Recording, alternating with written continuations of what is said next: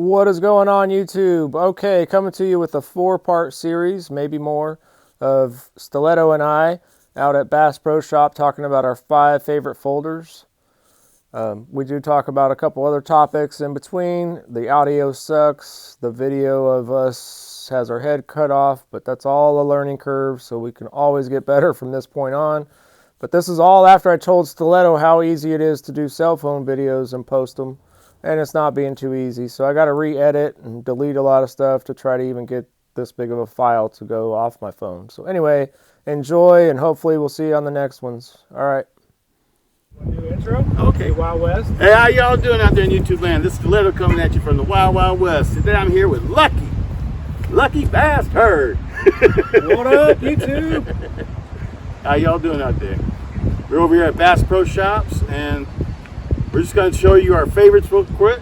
And my favorites, my top 3. Many of you already know this, my top 3. Give you my Spyderco, Crewwear Spyderco, my S35VN, Recon 1, and my D2, custom polished by myself, 8020S. Pretty good. What do you think of them? Check them out. Oh yeah. Love the Recon, because that's one of my favorites in the back pocket. Right on. Definitely the Recon. The grip is awesome. The Tonto, I can multi-use it. I don't have any of the other ones, of course, but the Recon for sure. I do love the Demco with that. Yours, of course, is all polished. A little learning curve there for me to learn that walk, you know, to pull back up. Then you can do it. That'd be one day's worth of fidgeting. One day of fidgeting, and you figure it out. Right. That's why you got to fidget. Yeah. Gotta get to know your blade. I was gonna show you. I can't figure it out because I got them all on me. Oh yeah, I was gonna pull out your bag lighter. That's it. Oh, I got it on me. Oh yeah, I do. There it is. Yeah, that's one of my favorites. Stiletto customized. My only bearing knife, which is freaking awesome. Love that knife, man. That's a cool one. Yeah, this was what's cool about this one. This was not a bearing knife. Yeah, that's slick. Definitely very slick. Just bronze phosphor. Just like most Benchmades aren't bearings either. Most Benchmades use bronze phosphorus. And did you clean this one? Or is it stock? That's stock. Pretty much stock. Except for the pocket clip. Mine is so dirty, but I've been so how smooth it is. Because I was cutting sheetrock with this, you know, and it's still so smooth. Yeah, yours looks like you've used it a lot more than I've used mine. Yeah. I was like, I got to test it out. So I had some sheetrock to cut. And I actually did it. I mean, it was dull, and I just hit it with the field sharpener. I could cut paper now. I like to use the. Have you ever tried a work sharp? I only got that little tiny field sharpener, and I can get it back to cutting paper pretty good. With the work sharp, you get edges like this. Yeah. And it's not expensive. It's a work sharp. But you can set it at whatever angle you want. That's how I did this one. Because after you polish it and everything's totally dull. Like butter knife dull. So you have to redo the profile and everything. I think I did that one at 20 degrees. I could definitely dull them. This is stock edge, just been holding the edge. Like the Crewwear just doesn't wear out. That's so slicey. That's definitely a food prep, you know. Yeah, that's why I like it. Yeah. Because it worked. Most things I use my knife for is like cutting sausages, making stuff for myself to eat at lunch at work. Because we have a kitchen at work. And what do you think about finishes on your blade for doing food prep? Because almost any one of these that are finished for in the state of California are known to cause cancer. You know? I have never paid attention to that. That's it. Always says it for any of these. I've used all my knives. I mean that's even a Teflon coating on a pan. If you're scraping it off and eating it, it's not good for you. So I mean, as long as you're not scraping the paint off, you know. If you were just cutting tomatoes or whatever and nothing really would flake off, I wouldn't see a problem. My favorite knives for food prep in my collection I like to carry to work are my Spyderco. Because I like these blades for that. It's like, you know, It's a good self-defense blade, but it's also that's the reason why I like that one. This too. one's not really a finish on there, is it? It's just like, It's like a stone wash. Okay, because that would be Black great for stone food wash. prep too. It's not. And they got plain painted. they got plain finish ones too. Yeah. I like finish. Yeah, I always wondered if there was purists out there like, you can't cut with a painted knife or a coated knife or all that. You know, there's someone out there like, you can't cook in aluminum. I'm still alive.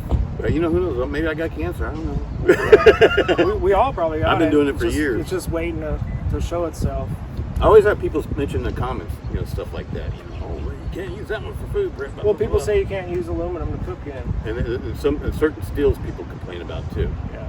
Like they say if it has like certain kinds of things in the steel. But I'm not that technical. Yeah. If it does the job. I guess I'll show another. I mean, one because of my favorites. kitchen knives and things are made out of stainless steel too. So Yeah. Stainless steel, not coated, no problem, I don't think. One of our best favorite knives recently now from Snaggletooth is probably going to be the 4MAX Scout. that one's awesome. And I don't have a regular 4MAX or 4MAX Scout, so Love the purple. this is just going to be it. So there's another third one. This one made my list just recently. Look, what kind of purple is that? Pimpin' purple? Oh, Or- no. Granddaddy purple. Granddaddy purple. One of my favorite blades, Oh too. yeah, that's an all-time favorite of mine. This is not the one I've carried the most. It's the one to replace the one I carried the That's most. an awesome blade there. But to me, this is, if the zombies come and you're at work, you can carry this. And it's lightweight. It's so small in pocket. It's like this. Your hand slides in your pocket without bumping the back of it. Like this is a little bit. There's some knives that have such a jagged edge there where it hits right here and you're like, oh shoot, I got something in my pocket. Like this is smooth. Mm-hmm. This might be a tiny bit, but that's already out of your pocket. You know, when you actually get in the crease, in the tight spot, it's not. Mhm. It's smooth. So all Gemcos are smooth when you go in your pocket. Yeah, this one has a lot sticks out though. But I started to get the deep carry pocket clips for it, but I like this pocket clip. Yeah. I like that, you know, it matches the knife. It's like, yeah, I like putting the because this is where the lanyard hole is. I put the lanyard plug in it. I don't like the lanyard hole. I don't use lanyards. One person's been trying to talk me into doing lanyards. I think there would be a purpose. For a big. So if you had your lanyard, to me, if you had the lanyard with the knot, so it's only so far. Mm-hmm. If your knot is here now, you can't slide up. You know, your knot's going to hold you from sliding up the blade. You don't have to have your hand in the lanyard, but just tie the lanyard so the knot is right here, so your hand can never slide over the knot. You know what I mean? I think lanyards are good for like camp knives. Yeah. Not for tackle I was knives. thinking I think Jimmy Slash was throwing and he had, I think it was the SR1 light, and he had his lanyard on there. I was like, well, that would make it feather like a dart. If you get a big lanyard in the back, you know, where it would go straight. Yeah, he always likes the lanyard. Yeah, I never have. I just haven't. With the lanyard though, you can't manipulate the knife Yeah. though. You know, it's like That's where I was looking for more bonuses for the lanyard, and that to have it come out to your perfect measured length with a knot, or one of those skulls tied to the end of it, or whatever they got. You know, $100 skull I would never pay for. I like to be able to move. You know, if I want to flip it around from hand to hand. You know, I'm thinking like self-defense. Yeah. You know, I think a lanyard would get in my way. That's why the red. And if you get in a position where it gets knocked out of your hand, I don't know if I want it dangling.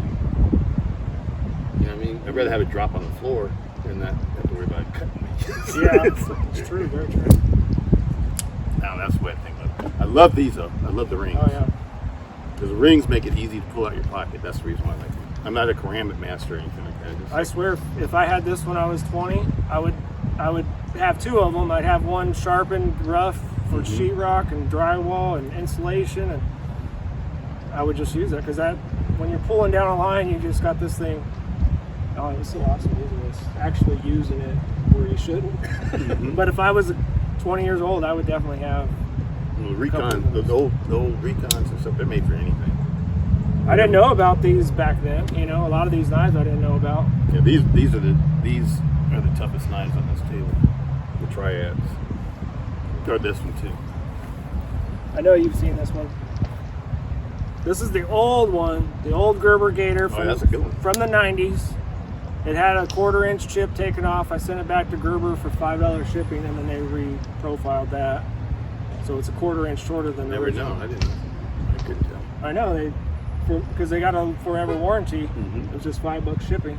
I like the grip on those. I remember So that one that you that's sent what I me was gonna that say. Let me do a video on. I just swear Dimco got inspiration from that grip, the fulling of the And hand. speaking of that, look at this. I just swear he did. Look at this.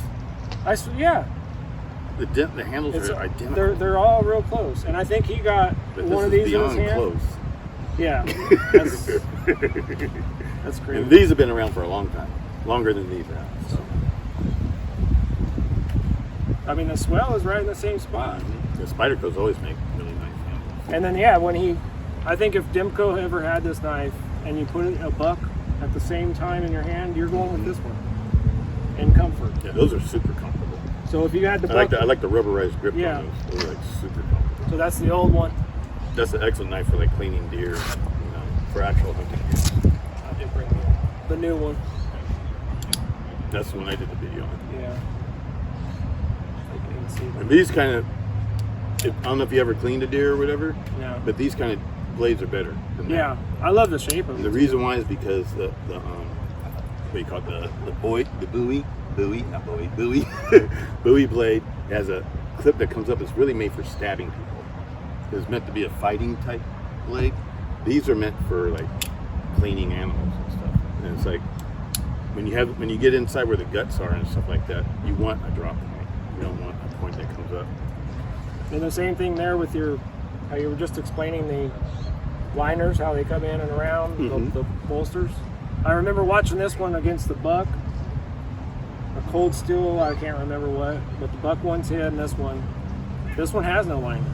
That's And why you make them lighter. It broke first, but it was still at 300 pounds, and it broke from this pivot to that, from that pin to the weakest point. But they did make a 300 pounds Gerber, out of the weight. a Gerber Pro or something, Gator, with the silver bolsters on it. I never tried one of those, but yeah, at the time when I bought it, it was either a buck knife or this, and then 300 pounds is more than enough. man. that's what I said. I think once you go like above like 200 pounds, something can handle like 180 or above or something like that. That's when you start getting the strong knives. It's like the weak knives are like 150 pounds or less. Those that sort of thing. That's when you get into the category like iron locks, frame locks, And then punch locks. that's where I also think Dimco got that same inspiration. If he ever had this, I'd love to ask him. Because the buck knife, he had to come back here, but this one was the mid lock. That's an excellent knife. How you can get that. That's the first knife I was ever doing that with. Always dropping it onto my finger. That one's been open you could flick that one open easy. There's hardly any resistance. This one's still got the big stop in it.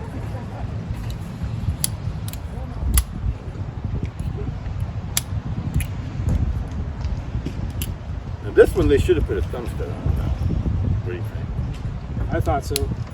That's when I saw someone open when they sold it to me in the store. It was the knife. So it looks like it needs to have a thumb Yeah. stud.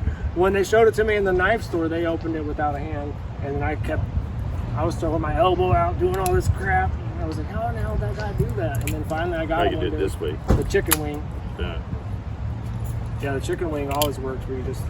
Big reverse flipping.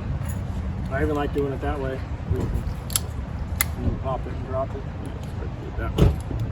This one. But yeah, I'd love to see if Dimco ever had one of these and it inspired him later. It's a mid-lock. Because right before that, the buck was back here, you have to do two hands. And then you sort of get this one in your hand, you're like, what? I can close it one hand while I'm still holding something. That was really meant to be a principle. This is real pretty. Yeah. But I did try this with wet hands and soapy hands, and it feels like it wouldn't be. I don't know how blood can be sticky and we're slick. I'm not sure how that would hold up. But it looks like it'll hold with water, but then when I tried it, I was like, whoa, that's slick. So I think it almost takes away the texturing with soap, or I don't know what blood would do. Definitely loved it. Over a buck 110 at the time when I was buying my first knife with my first job, and I used to carry the buck 110s. that's my next knife. 15 years or something My next knife is going to be the Buck 110 Pro in orange. Yeah, they're making some nice ones. With the snaggletooth They're on it. making ones that you can take apart. Yeah. You can tighten The them up. pocket clip on it. You can tighten them up and everything if they get a little bit loose or whatever. Mine are all the old ones. Yeah. Snaggletooth actually has the tooth for the Buck 110 Pro. And I think he has a few of the colors. Yeah, I might need to look into those again. Add another one. I think it'd be a great food prep for sure. Mm-hmm. Especially if you get S35VN on it. Buck 110 is just classic. Yeah. It's just, And the Pro, it's going to be as skinnier than this. It'll be skinnier than that. Mm-hmm. And the Pro with the deep carry pocket clip, it is a silver kind of bolstery looking one out of your pocket, and it has that little handle on it for Buck. I love the Buck 110. I think it's an American classic. Oh yeah, That's like the most American pocket knife. That and like a Mustang pattern knife. Those are like the two patterns. Are like, 'cause I remember the Buck 110 when it first came out, like in the '60s. Everybody, it was like gotta have a Buck. Oh yeah. I remember like in high school, all the guys, everybody was trying to carry a Buck knife and stuff like that. For sure. And it's like, that was cool. That was a cool knife to have. And you carried it in a pouch, just like the Gator. You didn't have a pocket clip on it. You had to put it in a pouch. We used to wear them out so they flick out easy. Mm-hmm. And then people customized them into switchblades.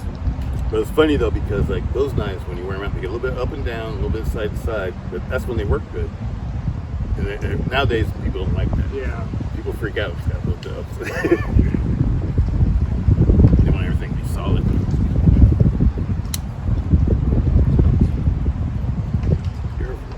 Sharp. So like these, this is rock solid. So that one, for the blade, up and down or whatever. Oh yeah. Most of these are pretty tight. That's why I like Dimco knives. I think Dimco's probably my favorite knife. That's the worst thing right there is the polishing. Mm-hmm. The Like fingerprint one- magnet. yeah. I love Dimco knives. Because all my favorite cold steel knives were Dimco designs. But to have a mirror even out in the field, signal mirror to see, whatever, that's always a bonus. I mean, there's pros and cons and everything. I just do it for. I like it. Yeah. It's just like, use it a little bit more finish. I think there's extra there if you needed it, an extra feature over a blacked out blade or a non-shiny blade. Most of my stuff is not sweet.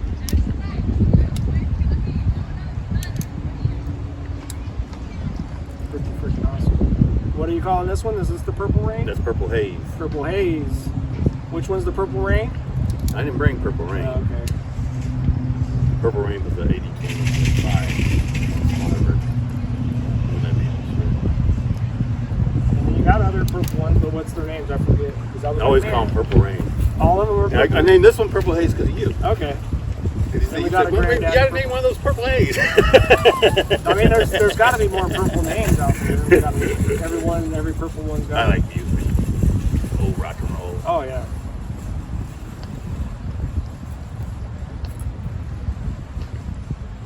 I like the natural G10, which is like almost translucent. Where you almost like see through it. See the frame. Oh yeah. I think that's cool too. This one's been all polished too. Yeah, I love that. Shine. Normally they don't look like this. They're kind of rough looking. A lot of time put into that. It's like a day's worth of work. I know. I watch your videos, like when you say, "Oh, no one's watching them," but I'll put that one on while I'm doing work, and I'm not watching it. It's kind of boring to do. I'm listening to you, and I'm doing my thing. I'm pulling weeds in the garden or whatever. I got my headset, but I'm not watching. The only reason why I made those because like I have people ask me how you do this. You should make a video doing it. Okay. Because I know it's boring. It's not exciting. Well, if we bring you up one level, you'll be able to add music to it and get copyright strikes. There you go. Yeah, it'd be cool if I had some, music in the background. Or Yeah, something. but then you get the copyright and all that. Yep. And you're like, oh, you can't play it. Well, that was 5. Easy, wasn't it? Did we do 5? Mm-hmm. 1, 2, 3, 4, 5. Oh, I did have a bonus. Oh, I only brought up 3, huh? Oh no, what's the bonus knife? And what's Stiletto's next 2 favorite folders? Stay tuned to find out, and check out those 4 Max Scouts in the background, customized by Snaggletooth. Check them out on the interwebs and YouTube. All right, see ya.